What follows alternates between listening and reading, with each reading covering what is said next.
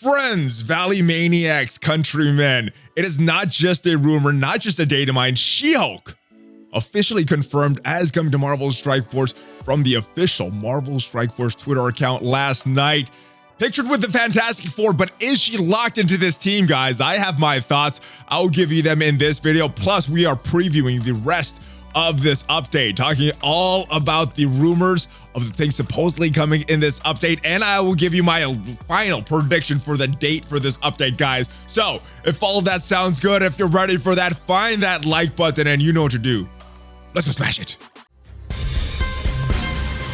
ValleyFlyin.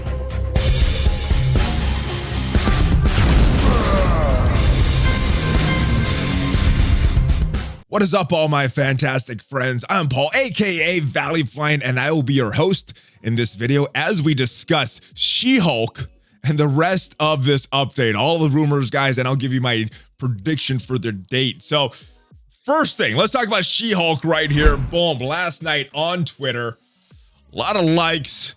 Fantastic Four screenshots only. We see She-Hulk pictured with the rest of the Fantastic Four, and as we scroll in there so you can see a little better shot of her, the first question that popped into my head is this a well, first I thought that it was yes, this is her team, but then I thought maybe this is a massive troll. Maybe she's not going to be with this Fantastic Four.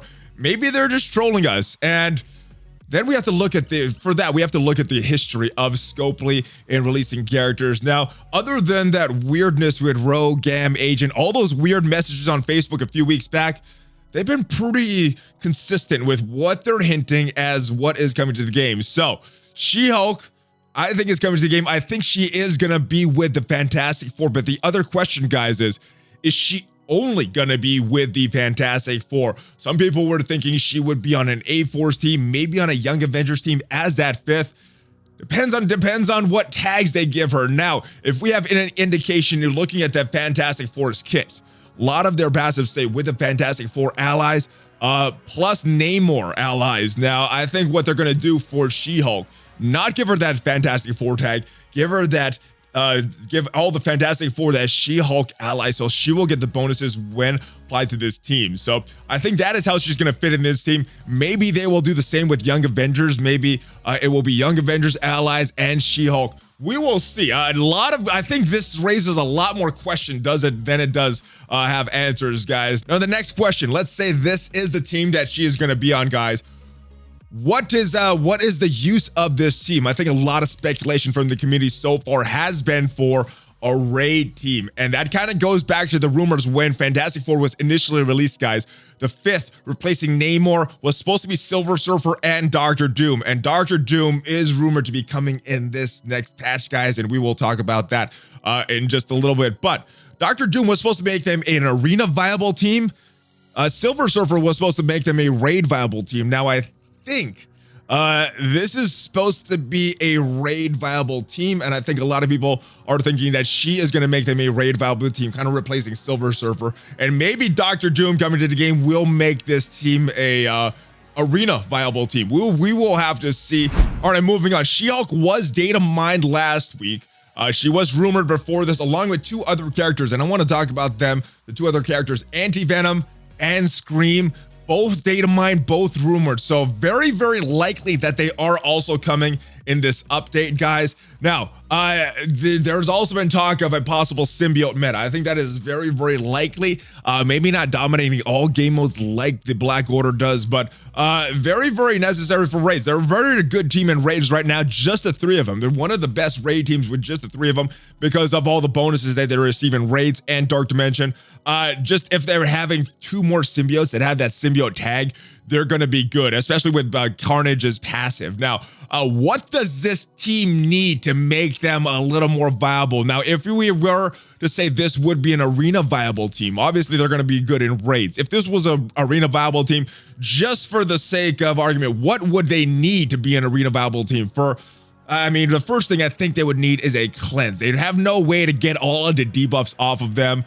So they could do a couple things, maybe like a reverse Green Goblin in their passive. Every time a symbiote ally takes a turn, they'll remove a debuff. Or maybe they'll have one of these new characters, Scream or anti-venom, having some kind of flip, like a Doctor Strange flipping the enemy's debuffs, but also like a Scientist Supreme flipping your own, or maybe doing both like the Thanos, you know, not sure, but that would be an amazing skill to have on this team. But also like that Green Goblin, a passive type of cleanse, where you're maybe clearing maybe certain debuffs like a heal block or an ability block. That would be cool. That would make them a viable team, guys. I think a Taunter would also make this good team, because you don't want the enemies, the AI, targeting the wrong character. If they target Carnage, take away all that passive healing anytime enemies drop below 25%, that is a serious blow to that team. So there's certain characters that you don't want targeted by the AIs. So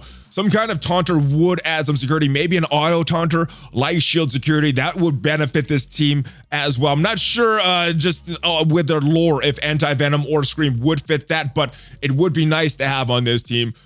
Some way to get through those high resistance buffs. I was talking to OMG about this on Sunday, but if they could get through some buffs like a Thanos taunt or a Juggernaut taunt and give them more focus, that would be good as well. Maybe just adding more focus to Venom. Maybe one of these new characters having a way to get some buffs off the enemies that have this extra resistance. So something to add more focus would be nice. And then maybe even more healing in the raids. If you're getting all these buffs off, I'm not sure if you need more healing, especially with all of their passive healing that they're getting in the raids. But I think that would make them viable in a lot of game modes. But yeah, what do you think? What do you think the Symbiote team would need? What are you hoping for these kits? Let me know in the comments, guys. All right, let's move on to Iso-8, guys. And I think this is a big fear of the community. I know there's some people like myself that's kind of looking forward to this, but I think for me, the big fear of this is not if it's working properly. I think for me, the big fear if this is bugged. Scopely, Foxnex has shown a history, many bugs in this game, and can you imagine how many things this Iso-8 is going to interact with, and all these new interactions, all these new things that all these new mechanics in the game that this is going to add. I don't have faith that these are going to work right when this is released. So I think that is my big fear with this. Now, let's just imagine that all these things are working properly. There's no bugs. Well, I don't think it's going to be that bad, honestly. It will be grindy, but I don't mind grinding too much for certain things. We'll talk about the amount of bottlenecks, but there's not a lot of RNG, so that is a good thing. I think once you start to get this system and start autoing these nodes, I don't think it's going to be that much of a time sink. I think every once in a while you may want to shift up your characters, shift their roles, because as you can see, there's the different roles that they have here, the striker, the fortifier, and so on. But once you have these, I think it's on all the characters and or at least your main characters. I think it's going to be very easy to shift, especially if you have these built up to higher levels. So yeah, I think I don't think it's going to be that bad, but yeah, the bugs is the fear, guys. I don't have any faith that these are going to be working properly. Let's go back up here and take a look at what else we saw in the data mine, because this indicates a few different things. Now, rumored was supposed to be that level cap increase. We're also supposed to be getting gear tier 15 and dark dimension 3 and new challenges. All of these things are kind of related, guys. And then as you look at this, though, I remember when we went from level 70 to level 75, I think it took me a little over a month to just grinding my account out.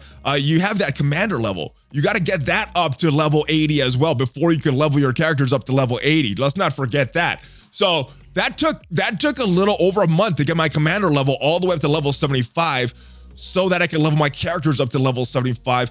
I think, but just as the natural rate of progression, this is going to take a little longer. So maybe 2 months. What are your guesses? How long do you think it's going to take to get your commander level up to level 80 once this update drops? If this is happening in this update, guys, how long do you think it's going to take? Two months is what I'm speculating, but let me know your guesses in the comments. Also, Dark Dimension 4, Dr. Doom coming.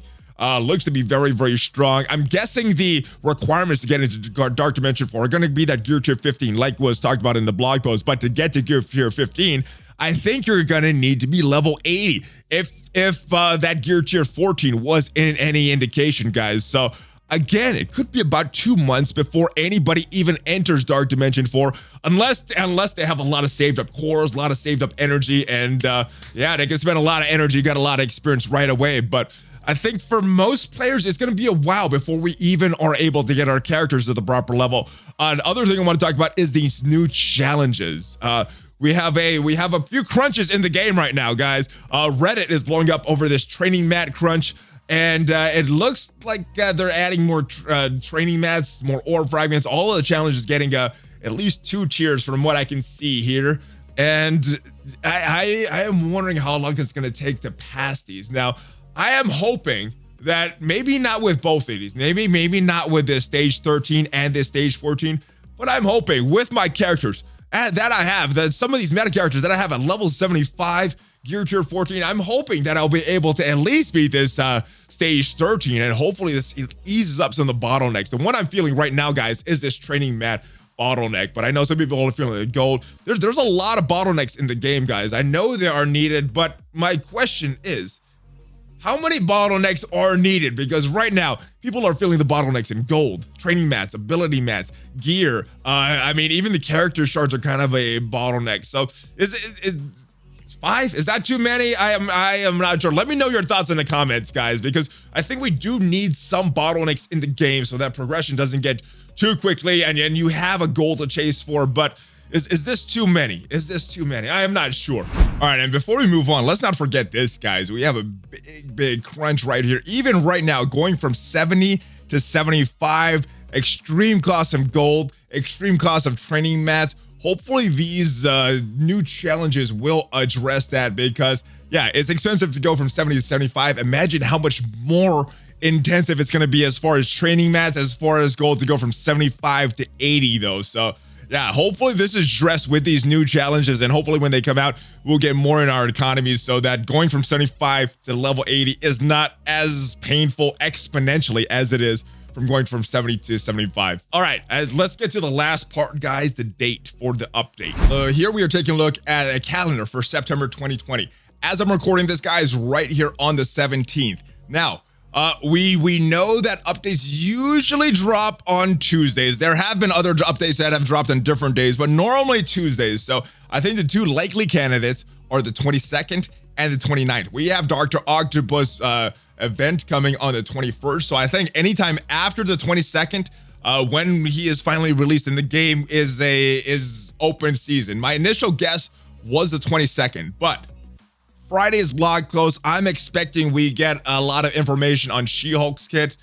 This Friday, I'm expecting some information on the symbiotes. We haven't heard anything official. We've seen data mines, we've heard rumors. We've not heard anything official about the symbiotes yet. So I think they want to build up a little more hype. I think dropping this update right here would be a little too soon, unless they're releasing everything on Friday, guys. So if they do that, I'm going to change my answer to right here. But if all we get is She-Hulk's kit in this blog post, I think they need to do something to hype Scream and to Venom, at least make it official which characters are coming to the game. So my new answer, guys, the long and short of it, the 29th is my new prediction date for September 2020. And I hope in doing this, some of these bugs that were talked about in the test server, hopefully they get fixed. All right, guys, and those are my thoughts, some predictions, and some questions I have in my mind about this next update. Let me know your thoughts on it, and if you have any predictions, make sure you leave it in the comments, guys. It will be timestamped right there. Hopefully you enjoyed this video, guys. If you did, make sure you subscribe to the channel and smash on that like button. Join the notification squad, guys, and share this with all your friends, all of your alliance mates. Let's get their predictions as well. And make sure you stop by on Saturday, 3 p.m. Eastern. I will be broadcasting live a PvP tournament. I think there's still some spots left, guys, if you want to enter. But if you're not interested in playing, make sure you stop by. Information is on my Discord. You can reach out to Nietzsche, and I will see you guys next time. Make sure you're giving me a Hulk fist bump before you go, and stop by my social media. ValleyFlyin, out.